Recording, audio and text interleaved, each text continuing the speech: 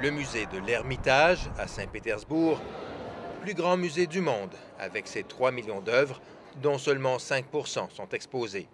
On y trouve une collection de peintures exceptionnelle qui attire chaque année des millions de visiteurs. Mais le musée a aussi une autre spécificité, des gardiens d'un genre un peu particulier que les visiteurs les plus observateurs auront au fait de remarquer. 65 chats, tous employés du musée, chargés d'en protéger le précieux patrimoine.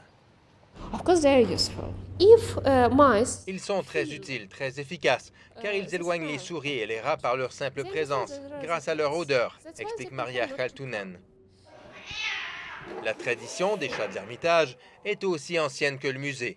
Elle remonte à 1745 avec une ordonnance de l'impératrice Élisabeth, fille de Pierre le Grand. Mais plus qu'une tradition, c'est en fait une véritable histoire d'amour, immortalisée sur les murs même du musée. Les chats occupent ici 3 personnes, presque à plein temps. Ils sont nourris, logés, soignés, traités comme des rois. Et s'ils n'ont pas accès aux salles d'exposition, les caves du musée sont leur domaine. Tout y a été aménagé en conséquence. Irina Popaviec passe 6 heures chaque jour en leur compagnie. Elle connaît par son nom chacun d'entre eux.